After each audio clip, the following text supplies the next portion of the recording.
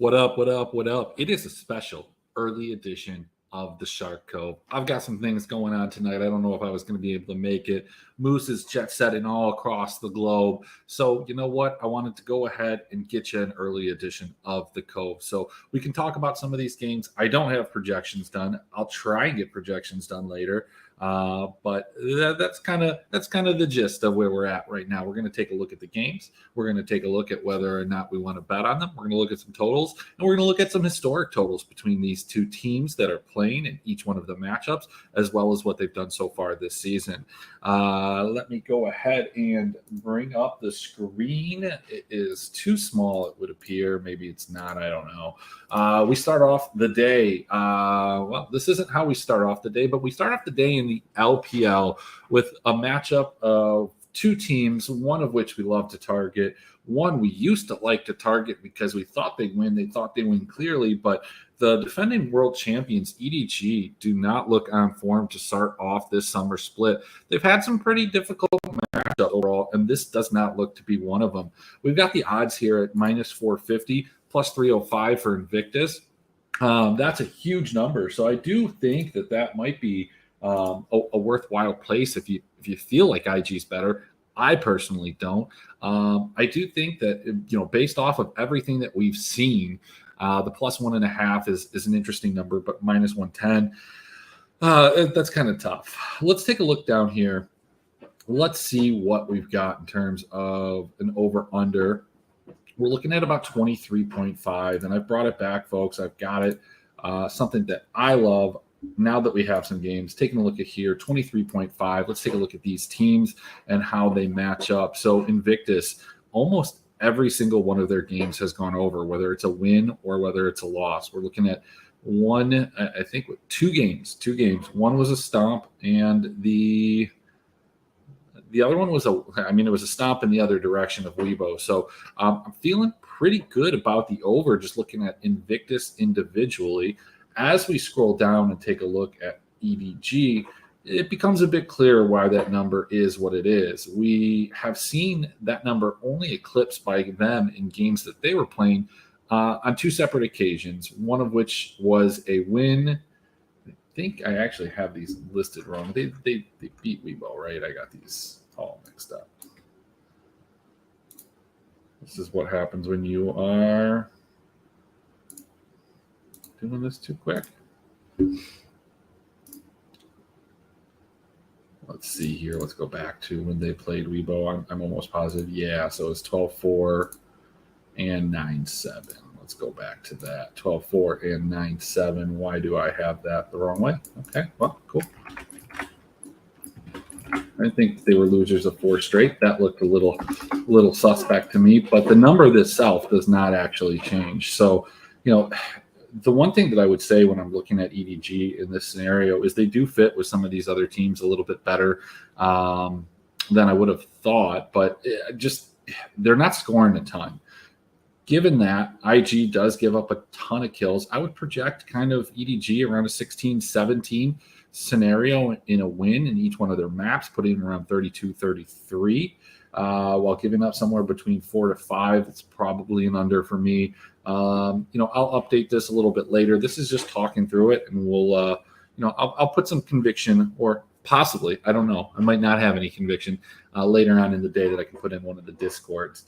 Speaking of the Discords, if you are watching this because you know me in one of the Discords and you've clicked through it, fantastic. However, if you are finding this somehow on Twitter or you're finding this on YouTube, there's a couple Discords when I refer to them. One is the esports department. You can kind of go through some of my tweets. I think I threw a link up there maybe 2-3 weeks ago, maybe a month ago, to that Discord. I can actually put it in my profile. I've been meaning to do so since the website's no longer up. That's one of the Discords when I speak of that. In terms of like ERL betting, the WeBet Discord, I think it's like the Bet Pros Discord. I post all of my ERL picks there, as well as the esports department. And then, of course, the Pay Dirt Discord, I post stuff in there as well. So usually you can grab my attention in one of those if you are somebody that is finding this absent of being in one of those. Next up, we have a different matchup. We have one that's caused a lot of fuss because we've got a new mid laner in there for BLG. The infamous or famous Icon is making his return to the summer split. They're plus 185 dogs. They did not look very good. Pretty much the majority of this split, they had their problems last split, whereas top, struggled out of the gate, but they seem to have found their form. Minus 260 seems a little heavy-handed here. But if BLG plays anywhere near the level that they did their last time out, that plus or that minus 1.5 plus 130 is kind of a smash. When we're looking at these two teams, we are looking at over-unders that they kind of have it around the 22.5, 23.5. And let's take a look at these two teams and let's see if that makes sense. Top has been pretty much over that number every single game except for the last stomp against IG. And BLG's been over that number a fair amount as well. In fact, what was that? Maybe 1-2, and then their series against LNG, the first two games were under. Look, when it comes to LNG, I've always kind of regarded them as a slower pace team. We talk about it that they always find their way into the optimal, and that's not because they're a high-paced team that's getting a lot of kills. We talk about it because they get there, and they get there while scoring 75 or 80 points. It's just usually pretty astonishing how their performance is mirrored by all the other teams on their slate when they're on a 4 or 5 game slate. Save this last one, but nevertheless, where I'm going with that is that series kind of represents the games in which BLG did not eclipse that 30 or that 23 mark against teams that are a little bit notoriously more fast-paced, like Up and Anyone's Legend. You saw those numbers go up. So I think that the over-under is probably a spot here that I might be interested in. I mean, at minus 105, 24.5, I don't know how much higher you want to go. I don't know if this is going to be a game where, if we have a high-scoring game, is it one that you want to ladder up to maybe 27.5? I mean, quite possibly. That's been a pretty successful strategy for us, at least on the lower end. And that's because when you're seeing these games, I think if they don't get into the 23, 24s, they're staying under 20. We're seeing a ton of games still that are staying, under 12, 15, 16 kills. And so that's why you can ladder down and be pretty successful in doing so, because they don't let you go that far down in most cases. And I certainly don't want to go down to the 17.5 or lower, but that's an option there. When we move on to the next game, I think we're going to skip that one real quick. I've got some thoughts about KT and Brion. KT is probably going to be a semi-popular team. I mean, I don't know about pricing, but when you think of KT, I think of small stacks. I think of Rascal. I think of Amy, and I think putting them there with the team slot.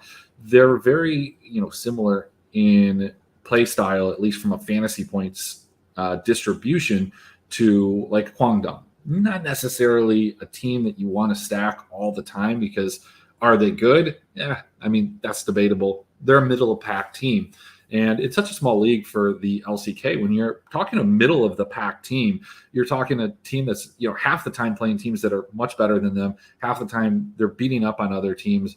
And in this case, it's pretty close. But the way that Brion has played to start summer has me very concerned, not just, in terms of wanting to roster them, but wanting to roster anybody against them. The first game that they played against Damwon, obviously famously made the call that there wasn't going to be a ton of scoring in that first map, and was very right and glad the maps weren't reversed as a result. But Brion has shown a reluctancy to fight at times, a very disengaged style, which is very counterintuitive to some of the things that they're drafting, like the Callista, who does have, her ultimate can be used aggressively and it can be used in a disengaged fashion. But we've seen Henna, as recently as I believe it was in spring, maybe it was last year. I don't remember exactly. But when he was playing Callista previously, they used it very aggressively. But this team just has not wanted to fight against Damwon, who's content with that because they know that they're going to beat you and get other advantages. That was just kind of the perfect recipe for disaster. Against KT, you would think that maybe they would fight a little bit more. Brion's other game was against DRX, who for what it's worth, was not a very good fantasy scoring team back in spring. And so to believe that they would be now, I guess, is kind of foolish. What we have in terms of a over-under for this is not surprisingly at 22.5. So, do we think that this KT team that, we would have to back in this scenario would be able to put up what we need? I mean, they've shown a way of like dropping this game, but they've had a couple 18 and 19 kill games. They haven't given up a lot of deaths though. This game almost feels like kind of a cross it off type of scenario, depending on how pricing goes. But I think both team slots are pretty interesting as these teams want to play a more scaling late game, not really engaging until that last kind of team fight. You're going to see more dragons taken. You're going to see dragons on both sides, and you can see much, much higher team scores. If you look at the TRX in that series, scored a 73. I don't think we've ever seen anything that high in a 2-game series. So, look, I'm a big proponent of playing the LCK without having finalized the projections. It's hard for me to say that I feel good about this, but I just don't. And I can tell you right now, I can't project this high just, running it through my head right now. So getting into the other game, you got Damwon at 11, 17, 16, and 3 in terms of their kills and wins. You got Gen G at 12, 13, 18, and 16. This is one of those games that let's go back and take a look at their series in spring, because those, I think, will give us a little bit of insight on, what might we be able to expect. Let's go into the spring season here. Let's go into the scoreboards.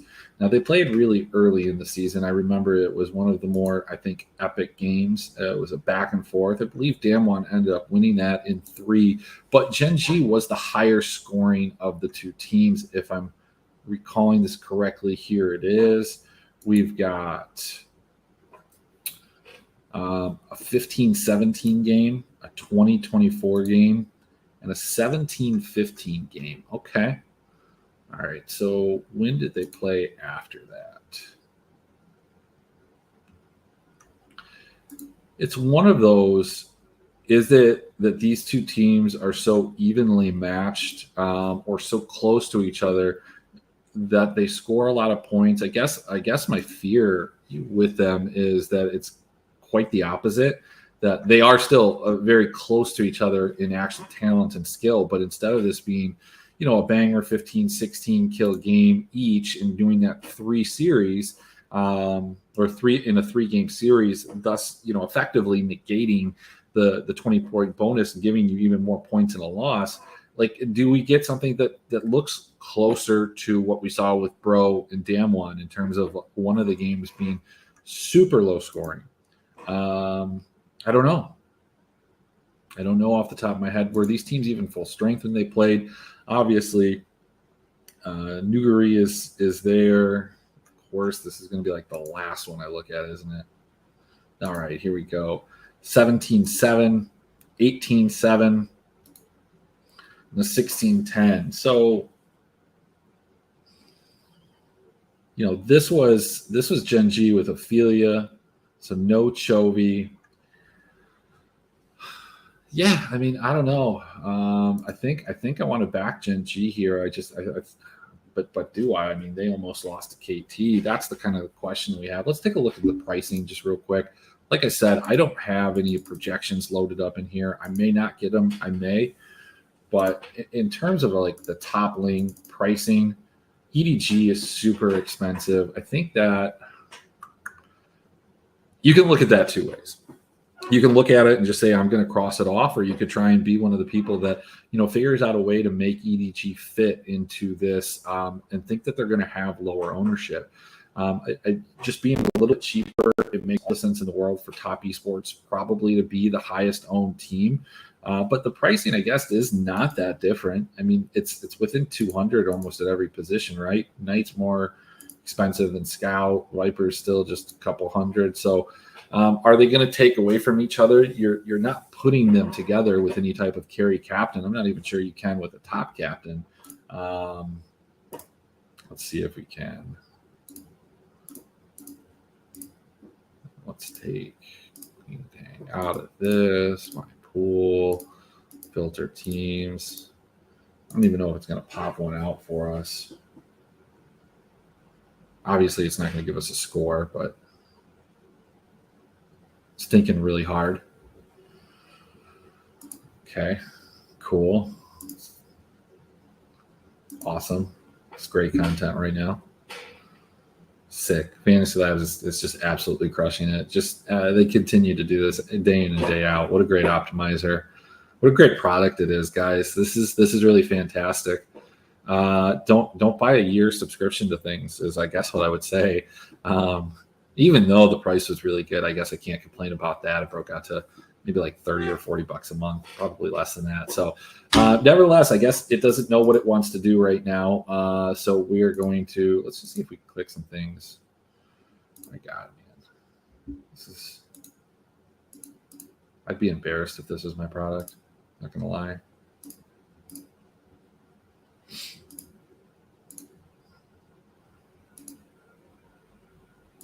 I don't think this is going to work. Yeah, you might. Yeah, you can definitely do it with the top captain if you want to go with one of those, one of the dogs from a team slot, or even like looks like a Gen G or a KT if you wanted to triple fave. This is not a build that I particularly like. I think that when it comes down to cash, sick. That was awesome. I think when it comes down to cash, you can very comfortably play both of the favorites with a kind of a sub captain, so EDG and top esports. But yeah, so I think top ends up being your highest owned. The chalk dog, I mean, I don't know. We're thinking about the slate. Who do we think is going to be the chalk dog? Well, I mean, it's quite obvious. It's going to be Gen G. It's going to be Gen G. I don't even know why that was kind of in my mind as a question. Oh, they're okay. They're not the dog. Yeah. Well, look, one of these teams will probably be the chalk team in terms of the lower end. I don't think a lot of people are going to play Brion. I think that there might be a fair amount of people on BLG taking a stab, thinking Top will lose. But I think once Top gets rolling, you really have a hard time getting away from them. They're a team that is a very momentum-based team. I wouldn't be surprised if we saw all the favorites, except for, aside from this, if we saw a KT 2-0, we saw a Top 2-0, and we saw an EDG 2-0. The key is like, how does this game play out? Do you get this game right? Or can you find a lineup with those other three teams that is the highest scoring? Obviously, if IG wins, I think that they score very well. And while we've seen IG make some steps, when you look up and down those two rosters, EDG, while they may have had some problems with, a team like JDG, JDG is probably, one of the top 3 or 4 teams in the league at this moment. IG is not there. So I think EDG takes care of business. Top takes care of business. And I don't know. I don't know where I feel about this one right here. So I just wanted to run through those 4, get you out some content real quick. I'll rebroadcast this tonight. I'll be around later. I just don't think I'd have time to record or do a video or anything that pertains to the Cove. But we will be back more than likely tomorrow with some projections. I think it's going to be an early Cove as well tomorrow. But yeah, so that's kind of where we're at with that. Let me remove this. And then, yeah, let's just take a look ahead at the schedule the rest of the week. We should have an early Cove tomorrow. More than likely won't be able to do it late. However, Thursday we should return to normal hours. And then, of course, Friday, we're going to do a late night Cove as well. So other than that, guys, I know that this wasn't a ton. It wasn't the best. I'm not wearing any pants, but that's just kind of the way it is. So I'll talk to you guys through the Discords, and we'll see you tomorrow sometime in the middle of the day. Not sure exactly when. We'll talk to you later.